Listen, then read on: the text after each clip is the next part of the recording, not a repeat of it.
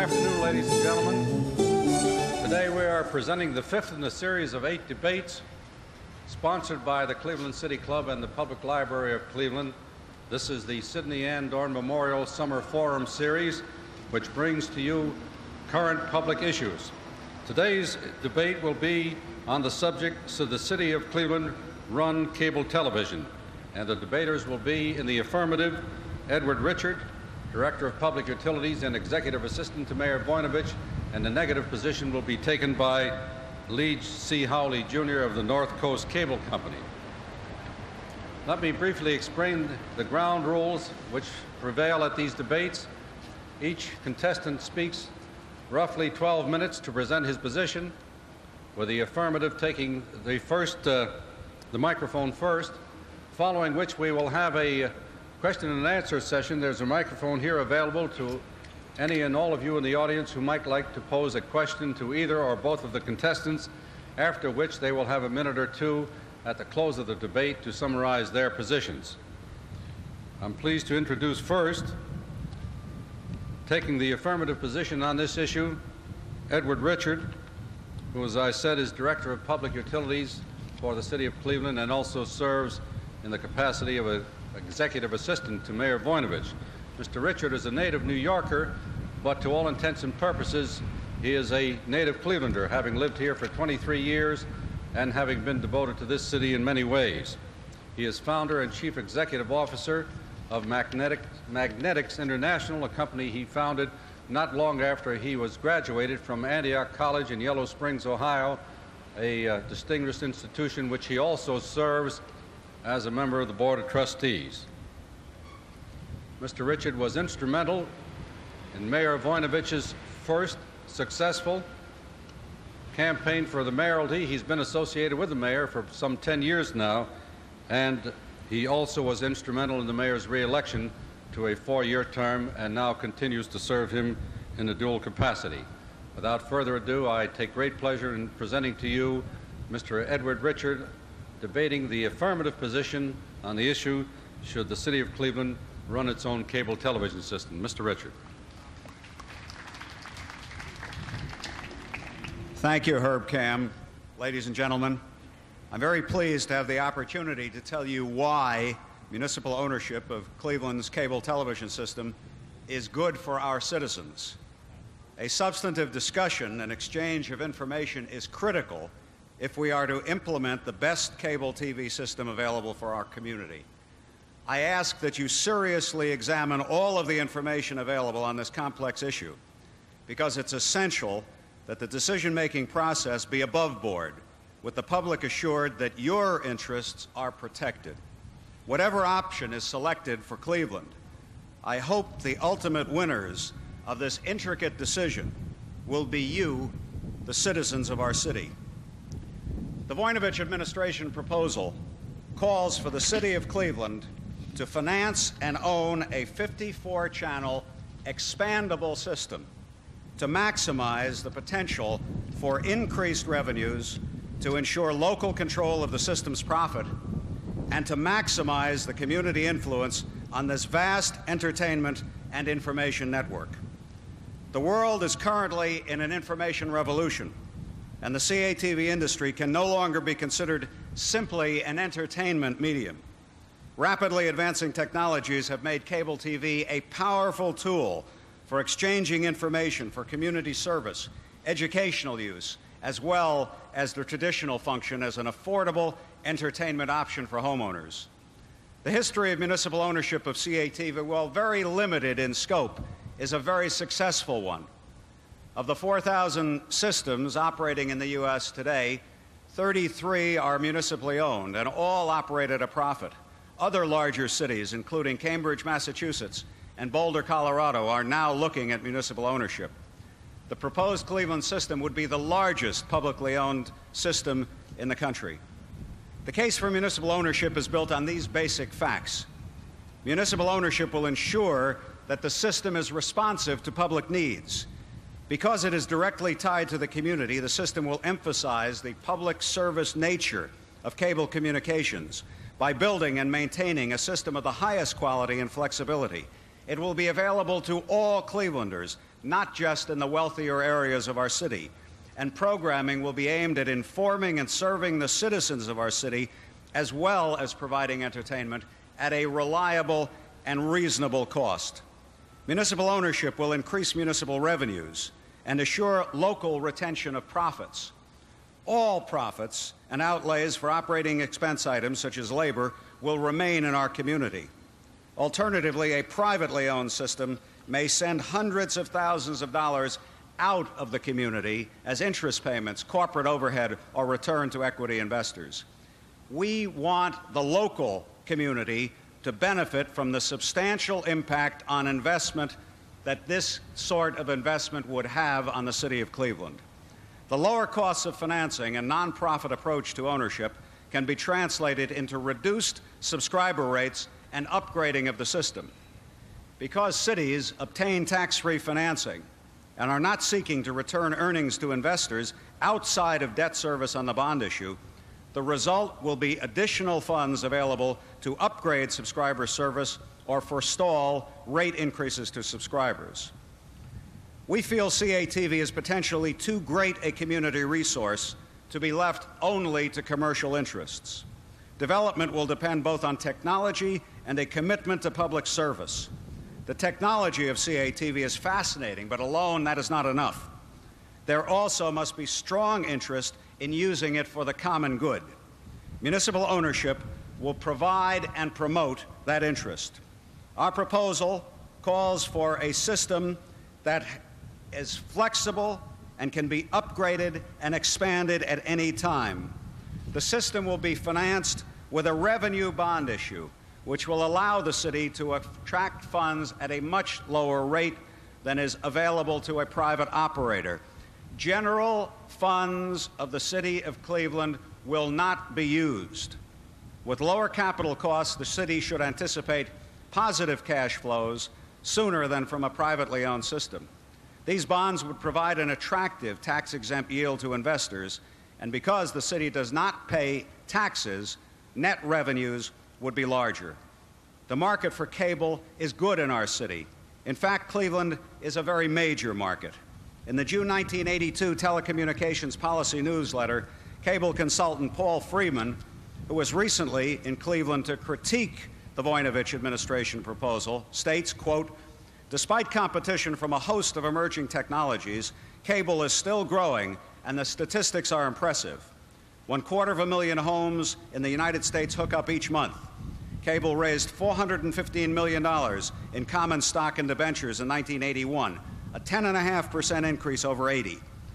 Over the same period, cash flow increased from $918 million to $1,025 million.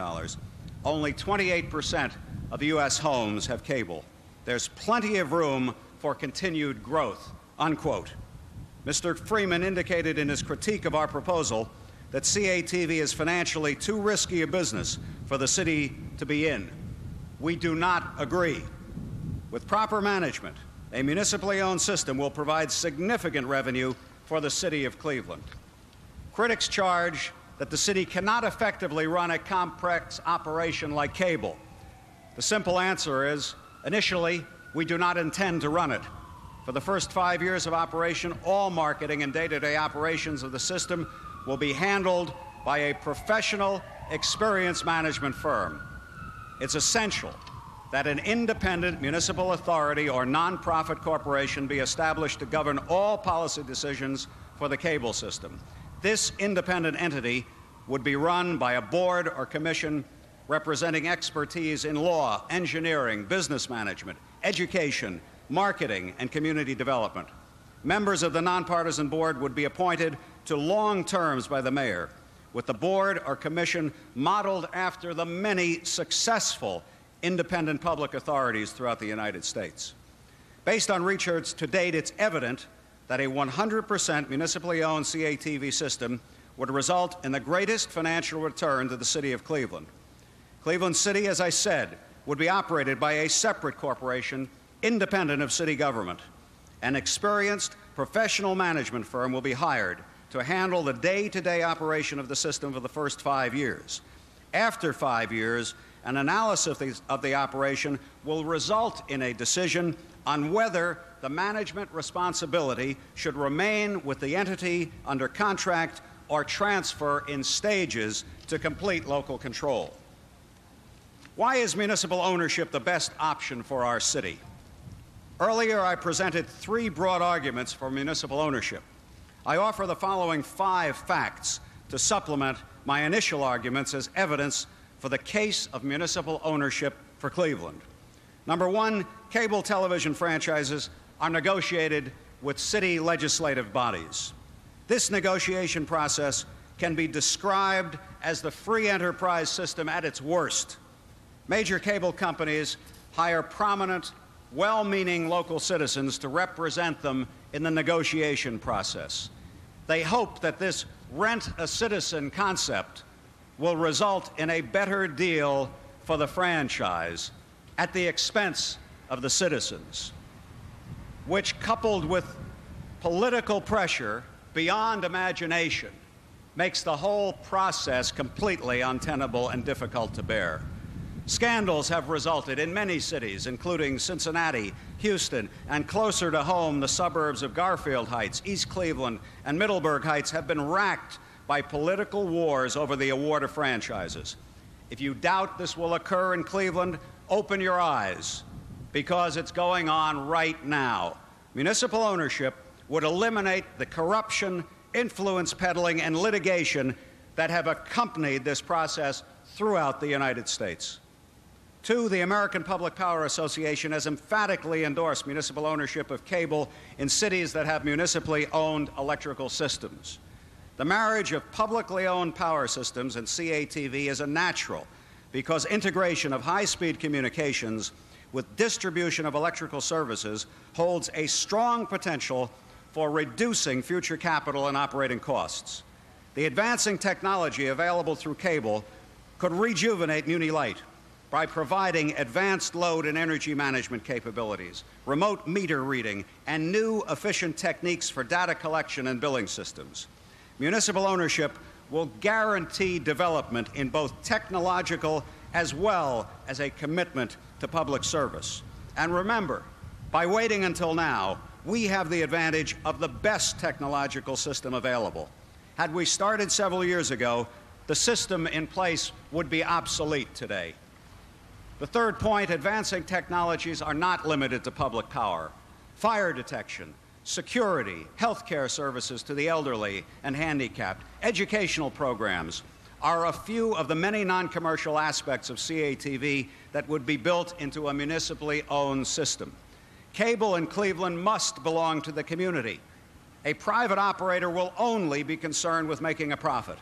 If a choice had to be made between an additional profitable entertainment package and the needs of elderly Cleveland residents, municipal ownership would guarantee that the needs of the citizens come first. Cable television now is still primarily an entertainment medium. CATV of the not-too-distant future will become an essential part of every household. The interest of the community must be served, and municipal ownership will ensure that the system belongs completely to the community.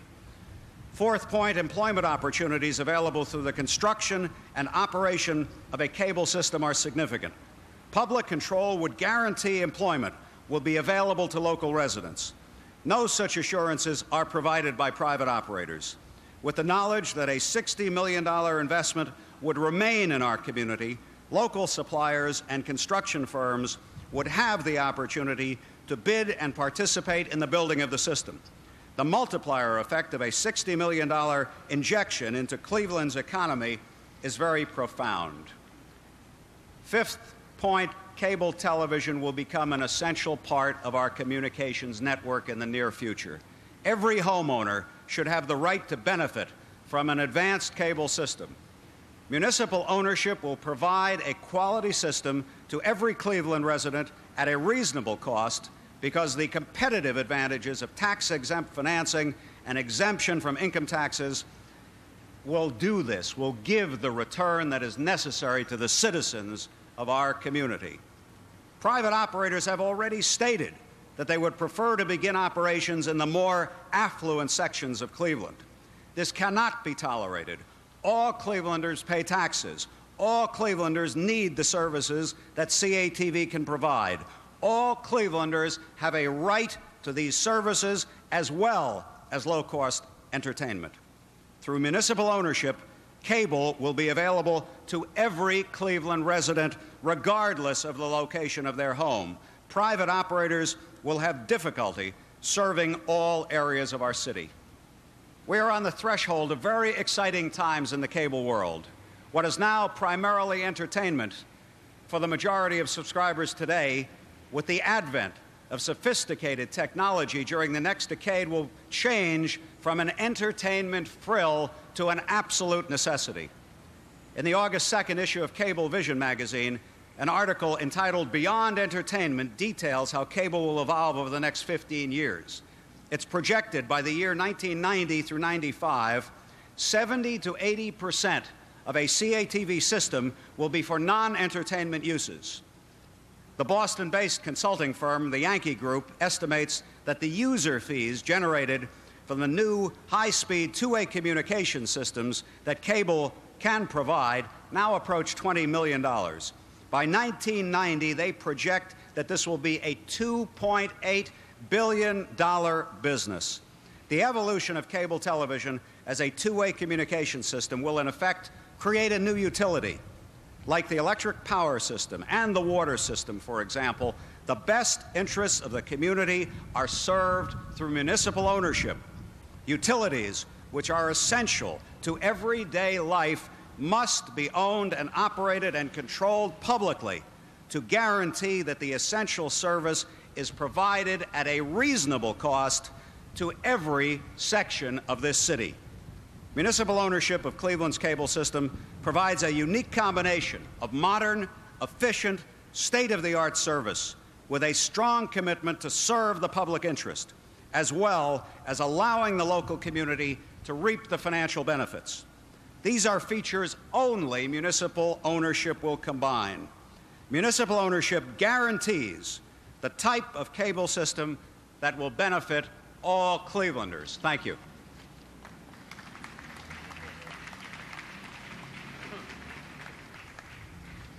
Thank you, Ed Richard. The opposing view on the debate today, should the City of Cleveland run cable television, will be presented by Lee Howley, Jr., a distinguished son of a distinguished father who once served this city as law director, and I'm pleased to note that Mr. Howley's father is in the audience today. Lee Howley, Jr. was born in this city, educated in this city, and still lives and makes his living in this city.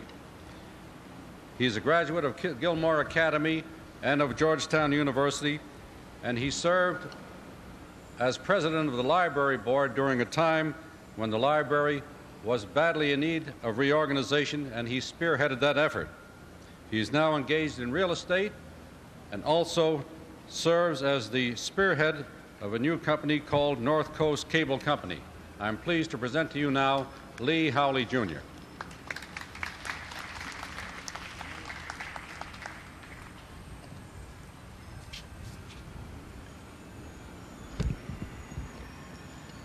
If there was any question about whether the two people up here today, Mr. Richards and I, would disagree on the subject, I can assure you we'll have no problem defining the differences between our philosophy towards whether the City of Cleveland should own and operate its own municipal system, or whether we should allow private enterprise to be the ones that come in and bid and operate and build a cable system.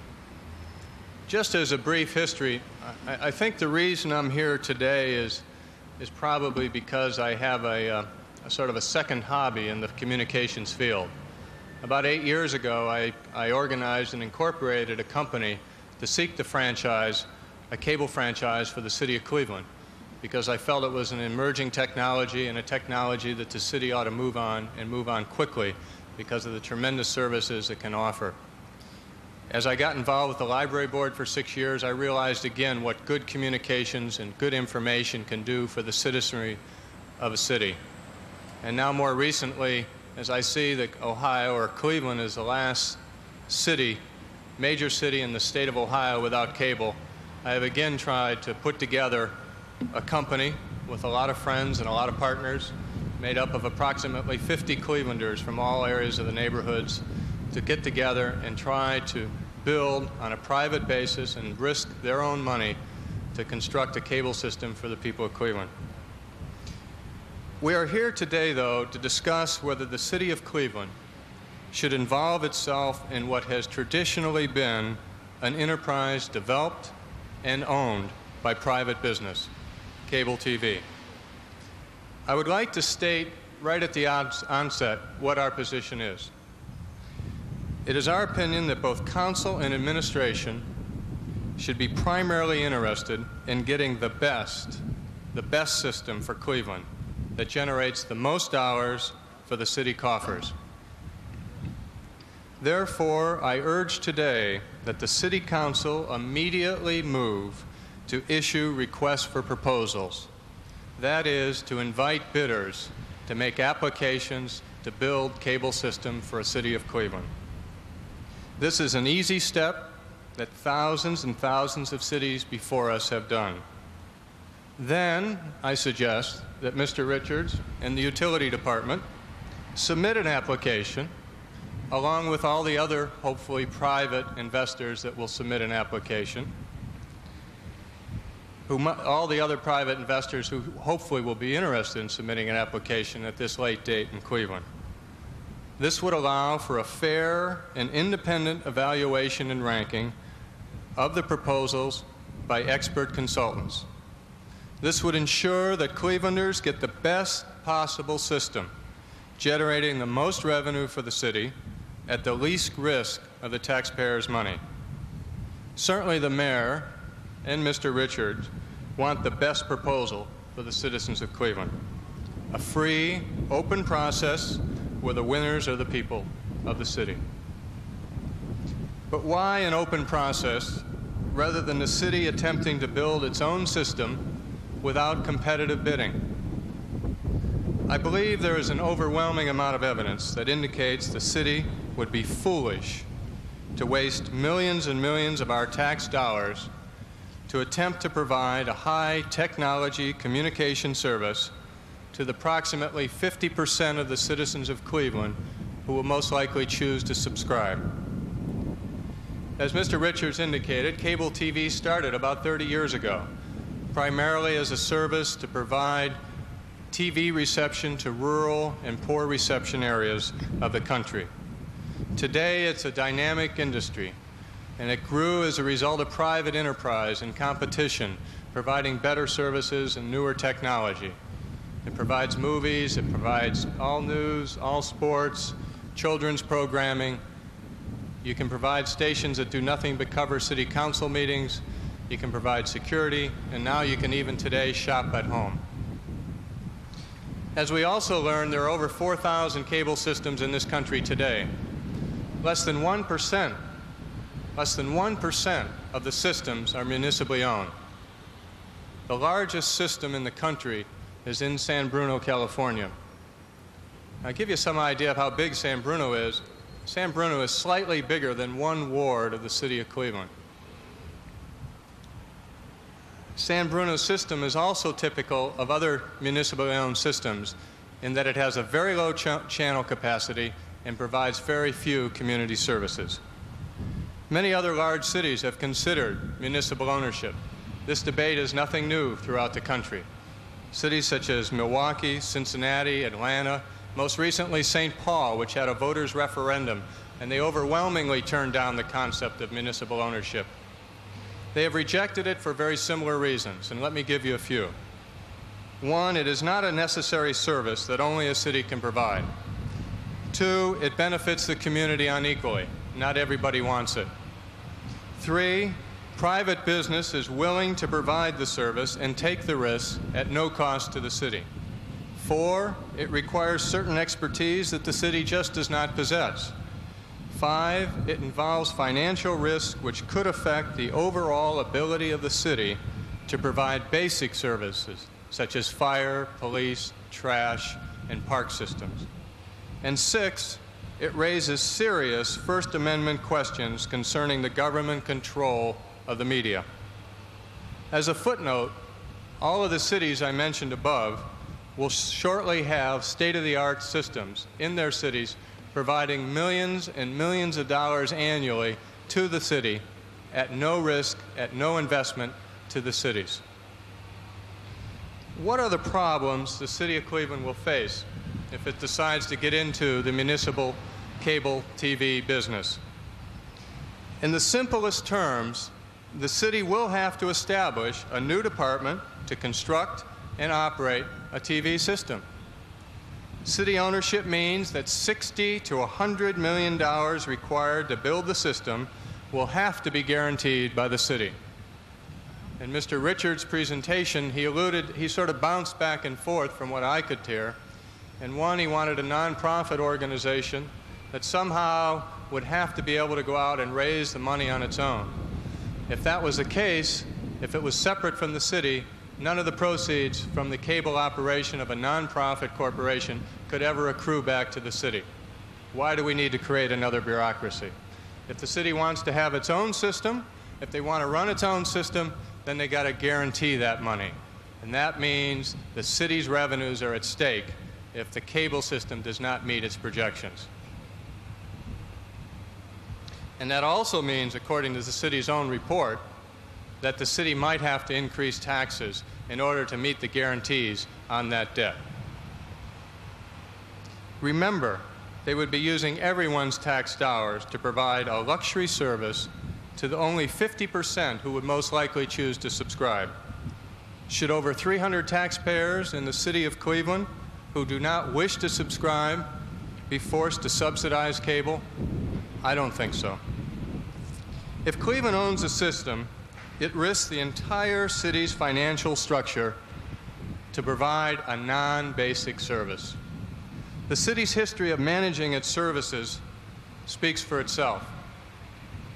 I only remind you of such entities as the sewer board, the sewer system rather, which was taken over out of bankruptcy by a federal or a court order.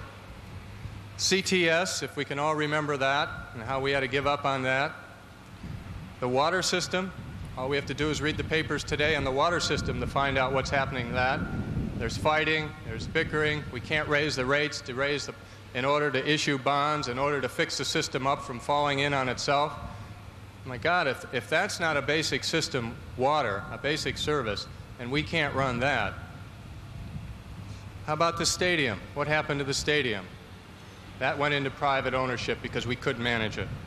What about the old city hospital? That finally had to be given over to a county activity or county ownership. What about the zoo? We couldn't manage that. What about Muni Light? Now, for 70 years, we've been trying to run an electric system. And today, Muni Light, which is, I think, an electric system, doesn't even generate its own electricity. And the city runs Muni Light. And I can assure you that running a sophisticated 20th and 21st century cable system will be much more demanding. Likewise, finding an outside experienced management company to run a Cleveland operation will be almost impossible, according to the city's own report. It seems to me as a Cleveland resident, if the city wants to risk $60 million of our taxpayers' money, it should do it on hiring policemen. It should do it on hiring firemen. It should do it on fixing up the park system. It should do it on patching the chuck holes in the road. Those are basic services. Remember, we're only recently out of the throes of default, and currently our water system is facing bankruptcy. Do you really think that the financial community is going to look kindly towards endorsing $60 million of debt for a new service, high technology service run by this city? I would like to turn briefly to the city's report on cable TV. It was prepared by CTIC Associates in Laventhal and Horwath.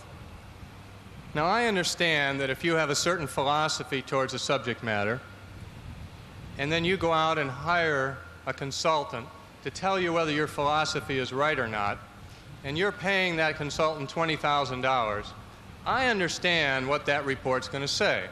I got no problem with that. My concern is that the report is supposed to form the basis for the City of Cleveland to enter into a $60 million+ investment that could have disastrous implications for everyone who lives and works in Cleveland. First of all, the report compares private ownership with the city ownership. The private ownership, according to the report, has to build a state-of-the-art system. A state-of-the-art system is a 100-channel system. It's an interactive system, which means it's two ways. The city system, it's not interactive, it's not two ways, it's only a 54-channel system.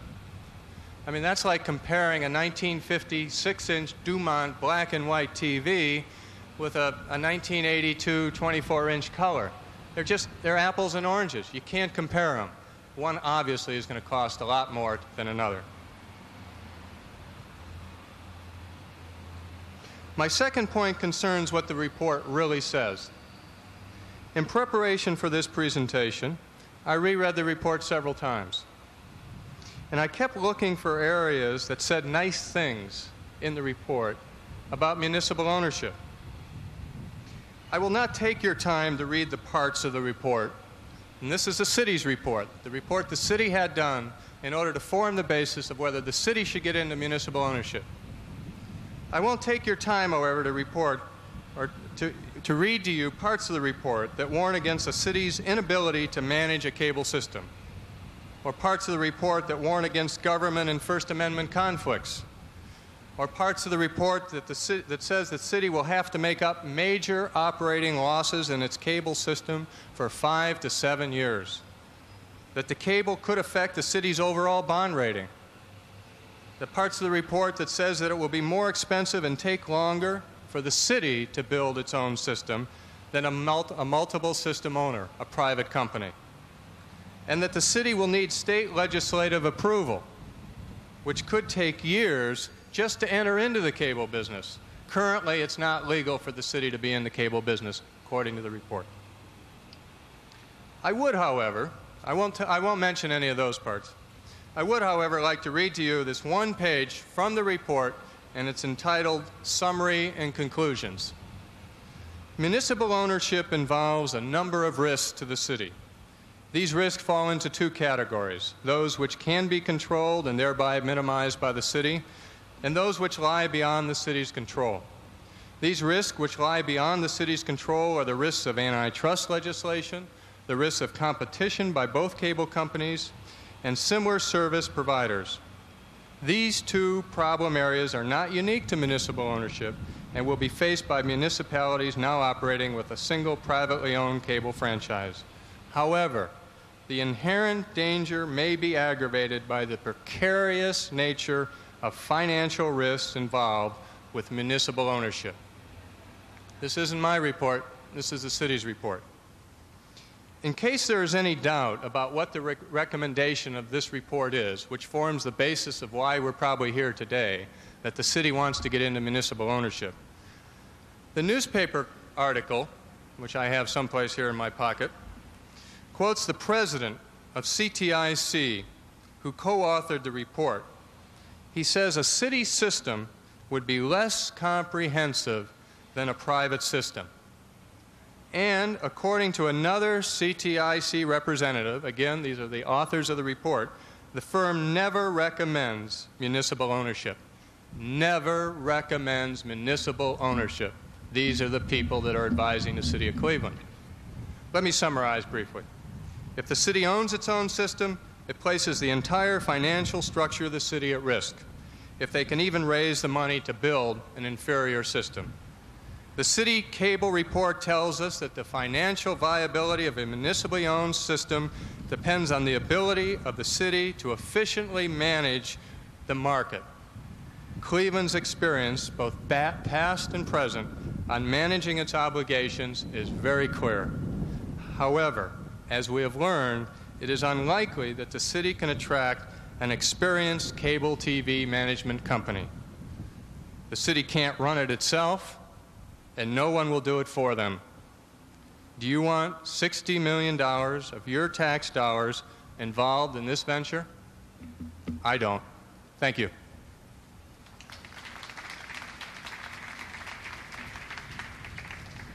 Thank you, Lee Howley, Jr.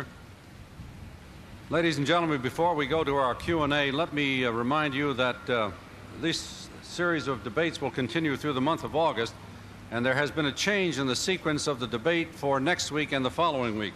Originally, we had planned to have a debate next week on gun control. That will be conducted on August 20, 2 weeks from today, and next week's debate will bring together two outstanding candidates for the office of State Senator from the newly constituted 25th District in Ohio. They are State Senator Ben Skall, who now represents the 22nd District as State Senator, and Lee Fisher, who now is a state representative from the 16th District. That'll be next Friday, starting at 12:30 here in the Eastman Garden. We have a microphone available right here, ladies and gentlemen, for questions from the audience. Please feel free to join Councilman John Zayac, who I see is prepared to issue the first question, and to address your questions to either or both of the gentlemen who are debating this afternoon. Councilman Zayac, we're pleased to have you with us. Please go ahead with your question. Thank you, Herb. My comments are more in terms of just a comment rather than a question. 2 weeks ago, I talked with Ed Richard about the oncoming cable debate, and we all agreed that what we'd hoped that it would be a debate that was objective and not a shrill and strident one. In Mr. Richards' presentation, he made some serious accusations and charges, and I want to say publicly that I'm disappointed in the tone of those charges, and that I do hope that in the future he and both the Voinovich administration are sensitive to the tone of the argument that will be developing in the city. And on behalf of council, I also want to say that we will try to be as objective as we possibly can. You care to respond, Mr. Richard?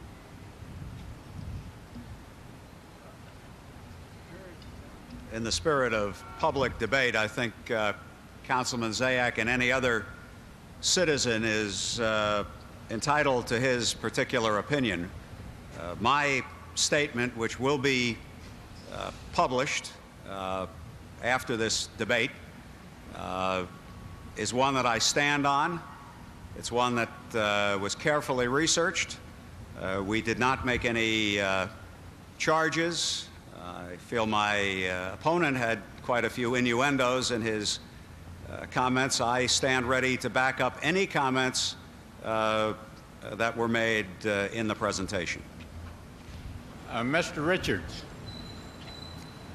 Mr. Richards. Go ahead, Mr. Sparrow. What do you think of Mr. Howley's proposal that you put out for bids and invite bids from the city and from anyone else who wants to bid? Well, Mr. Sparlin, that's an interesting proposal, and one that had not come up before. That's one of the good things about debates of this sort, and I'm sure this will not be the last. This is the first of what I expect will be many public discussions. It's something that certainly bears looking into. I don't know how practical it is. Our approach is municipal ownership, not competing with MSOs for the franchise. Mr. Howley is free to address this matter. I've made it clear to both debaters, as has been our custom, that while a question may be addressed to one individual, the other one is free to answer the question as well. I think the question was excellent because that's the crux of the problem. The city doesn't want to compete because if they had the best interest, and I'll soften that, the city should have the best interest of the citizens involved. And if they do, they ought to get the best proposal for the citizens. And they ought to get the best proposal that returns the most dollars to the city. And the only way to get that is through competition, called the free enterprise system. If the city can do a better job, God bless them. I'll endorse them. But we don't find that out unless we move quickly, we get bids from everybody, we get an independent analysis and appraisal, and find out where it stands. I can understand the city's reluctance to open themselves up to competitive bidding. I have a question to Mr. Howley. If your company should be successful in obtaining the franchise for the city of Cleveland, in effect, as I understand it, it would amount to a monopoly and that you then would have the sole right, presumably, to service the citizens of the city of Cleveland. In view of that premise, would you be in favor of the statewide Public Utilities Commission, the PUCO, having the authority and the jurisdiction to control the rates and the services of your company? Well, as the current practice is, the local city government pretty much has control over increase in rates. I would frankly rather see the local government have control rather than take it further away. I think that question, though, will no longer be relevant in several years because Congress has introduced legislation to significantly reduce the powers of both city and state government in the control of local cable franchises. Secondly, the franchises that will be awarded are non-exclusive franchises, meaning that technically anyone else can come along at a later date and compete with a system that has already been built, and that includes with the city. As a practical matter, Mr. Howley, if it takes $60 million to install a system, is it really practical that someone else would come in after a company had spent $60 million? No.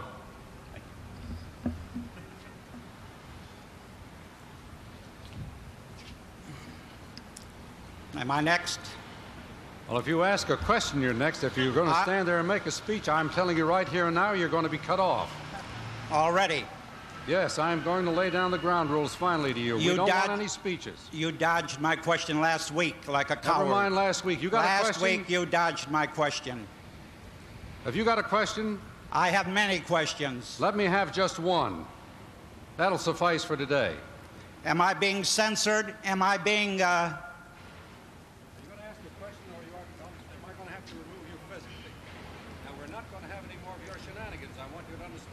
What did I say? What did I say? I will ask. I have many questions. Right now.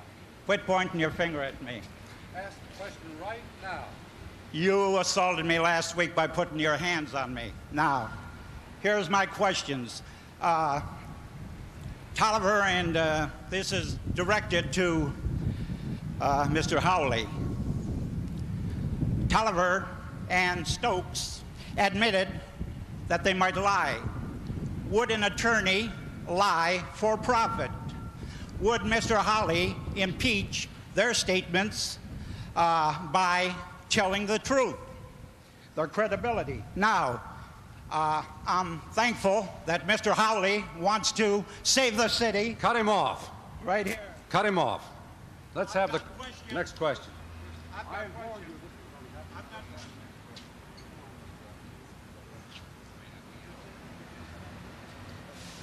This question is to Mr. Howley. Last week, Mr. Hopwood, in an attempt to respond to a question about the large amount of advertising that interrupts the television program, said that cable television soon would be available with virtually no advertising, but wait, that they really were going to step up the amount of advertising in a very precipitate way after that. You know, after they've got us, then they're going to really exploit us. What protection do we have against a great amount of advertising after people subscribe to cable TV? Well, the ultimate protection you have, Bill, is that, of course, you can discontinue your subscription to the TV.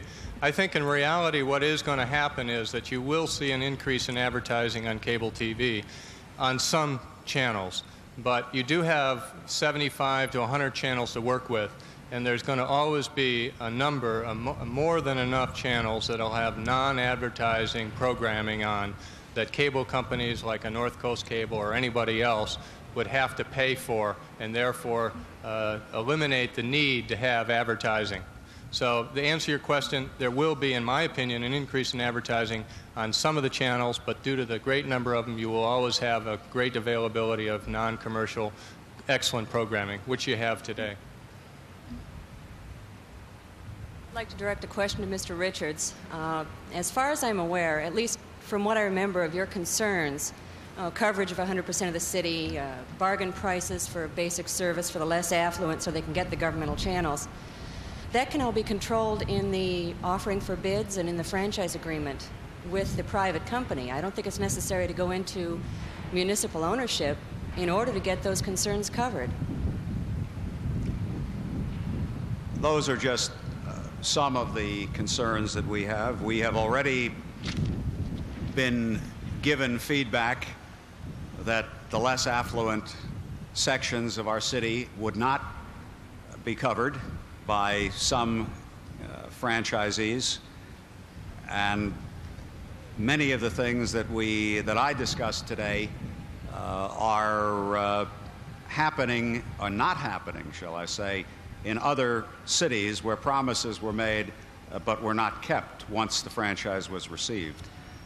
With the city or an independent authority controlled by the city owning and eventually operating the system, the citizens of our city would know from the start that their interests are paramount. Mr. Richard, I would like to know, what do you think the city would consider a setup like they are trying to do in Houston, such as split up the city in 5 or 6 separate sections and award separate franchises to each section of the city?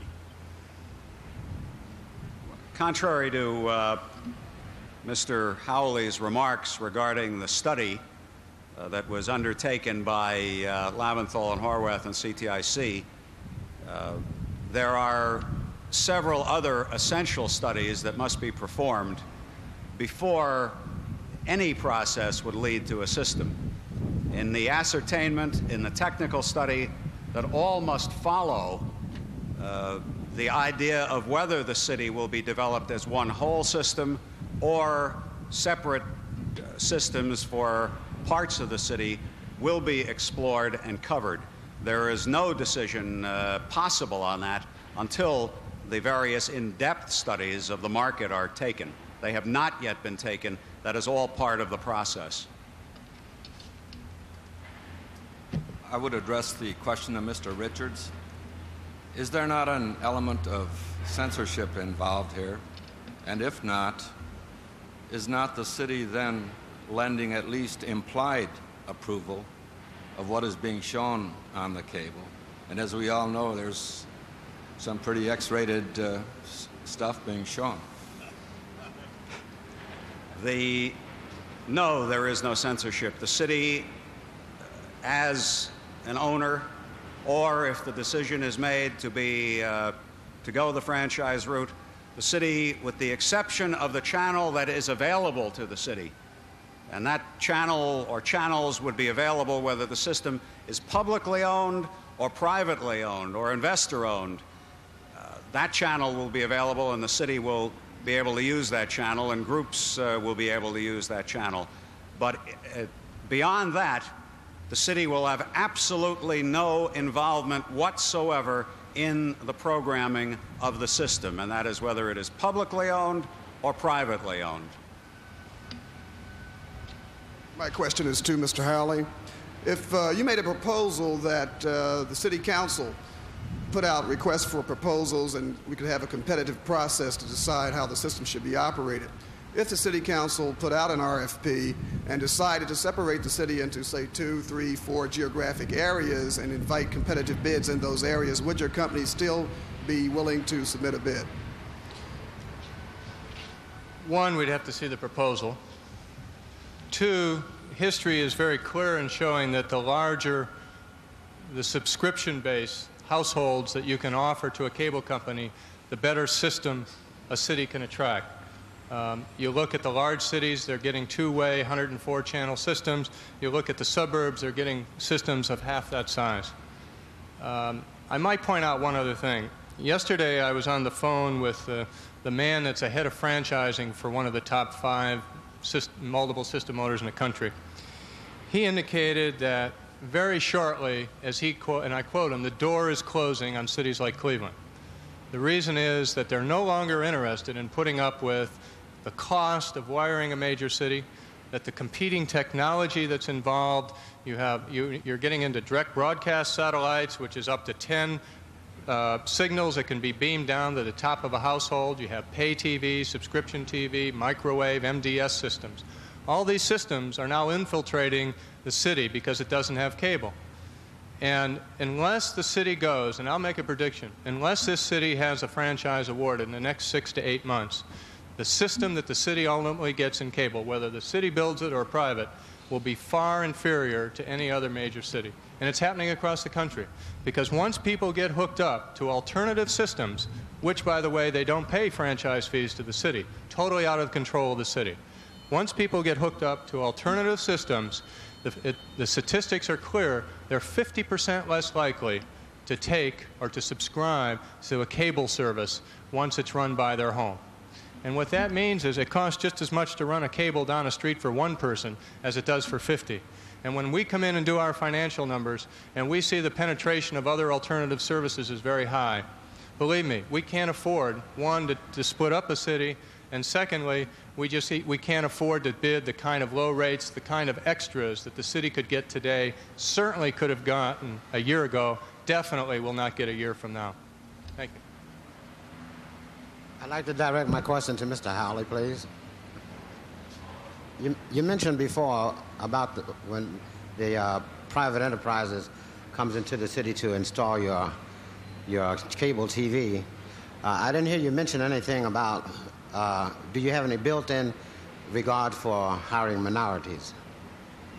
Well, to start with, I can assure you that since approximately 40% of our investors in North Coast Cable are minority, that is going to happen.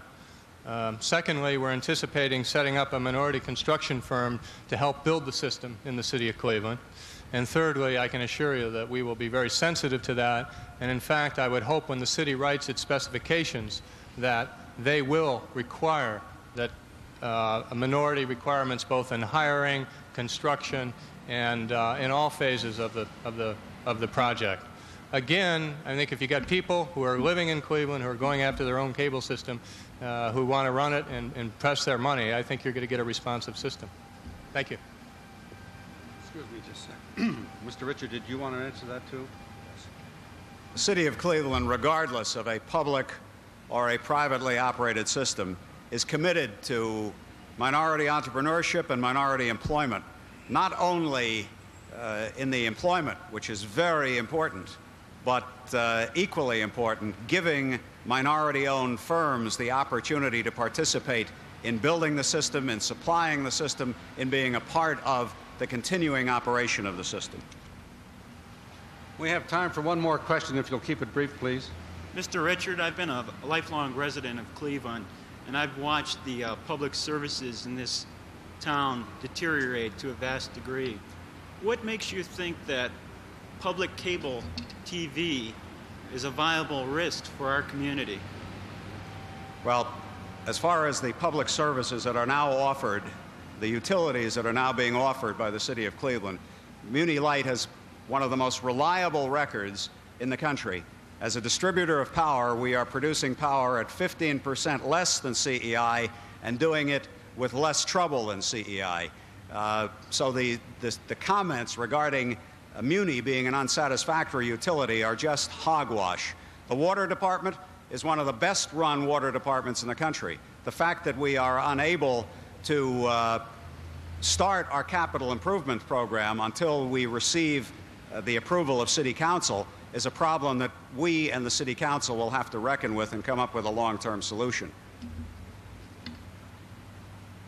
I believe we're ready now to have these two gentlemen summarize their positions or engage in rebuttal. They have about 2 minutes each. Mr. Howley, since you went second in the opening part of the program, I invite you now to summarize your position.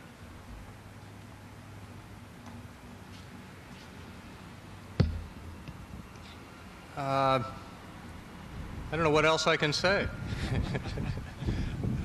I mean, I think I'm beating a dead horse.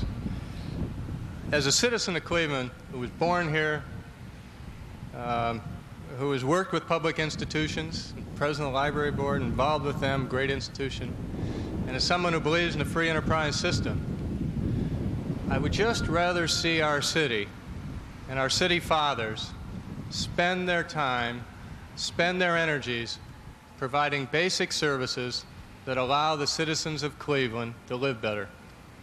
And if that means more policemen, I think we should spend the money there. If it means more firemen, I think we should spend the money there. If it means fixing the chuck holes, if it means fixing the park system, fixing up our park system so our kids have a place to play. You can only do so much. And my God, if we can't do that, I don't know what we're doing, what we're even discussing the fact of getting into a totally non-essential business, a business that in 4,500 other communities in the country, they've decided that this ought to be a private enterprise business. And let private enterprise, at no risk to the city, return millions and millions of dollars back to the city. I really think that's the bottom line. It's a business the city shouldn't be in. It's a business that 70 years of city operating services know that they can't run. They have no history to run it. And I think that's really the bottom line. Let's get to what we should be doing in the basic services, not to these extras and luxury items. Thank you. Mr. Richard, you have about a minute and a half. Time for cable television has arrived in Cleveland, as we both agree. Before you are deluged with more misinformation, consider that the cable market is good for Cleveland. A well-managed system, publicly or privately, will do well. Municipal ownership gives the rewards back to the citizens, not to a few shareholders. Municipal ownership will guarantee a community-oriented cable system with every feature that could be provided by a private operator and more. Profits earned will be reinvested. The multiplier effect of this reinvestment on our community will be significant. Employment and capital funds will go directly to the benefit of our city. A professional management firm will be retained for the first 5 years, and then the policy decision will be made regarding the future.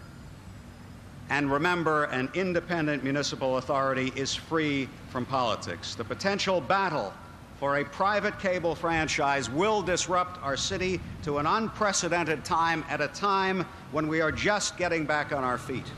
Cleveland deserves a cable system now that will benefit the citizens of our city, and nothing will do so more than a municipally owned system. We hope that you will support vocally the idea of municipal ownership. Ladies and gentlemen, let me, in behalf of the Public Library and the City Club of Cleveland, invite you to join us again next Friday at 12:30 for a debate between Senator Ben Skall and State Representative Lee Fisher, who are rivals for election to the new Senate District, District 25. Please join me in a vigorous round of applause in behalf of Ed Richard and Lee Howley, Jr. for today's debate.